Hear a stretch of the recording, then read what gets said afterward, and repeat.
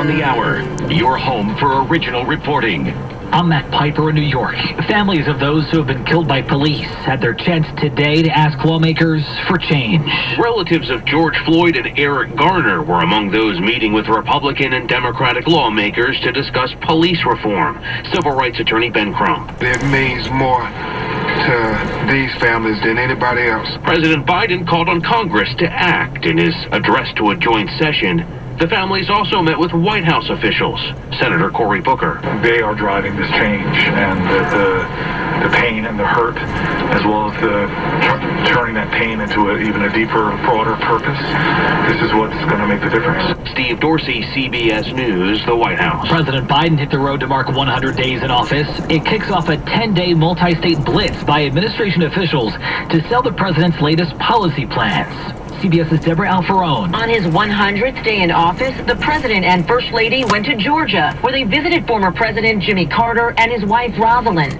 Later, President Biden will hold a drive-in rally where he'll tout his administration's accomplishments on the pandemic. He'll also push for his latest multi-trillion-dollar proposals, the American Jobs Plan for infrastructure and the American Families Plan to expand access to child care and education. The administration is looking to ban menthol cigars and cigarettes. Joelle Lester is with the Public Health Law Center and says the tobacco industry has targeted the black community for decades. If we are going to truly advance black health, African American access to full and healthy lives, we have to take actions like these that specifically deliver that opportunity. The Supreme Court rules in favor of an immigrant who's been fighting deportation. The court ruled that the government failed to properly notify a Guatemala immigrant to appear for a deportation hearing.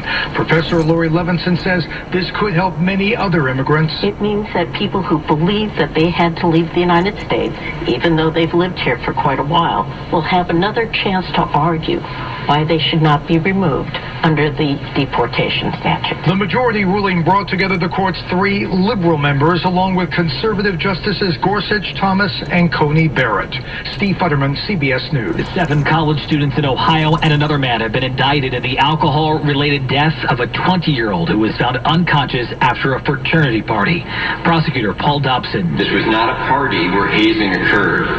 From what we have learned, we believe and allege that hazing was an integral part of this event. Today, the Dow gained 240, NASDAQ up 32, S&P gaining 28. This is CBS News.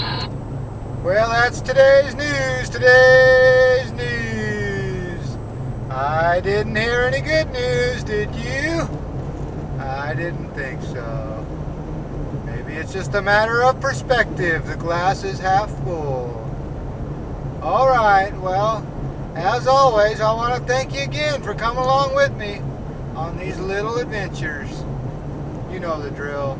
Peace, love, and all that hippie jazz. Try to name this tune, shall you? Here we go. Here we go.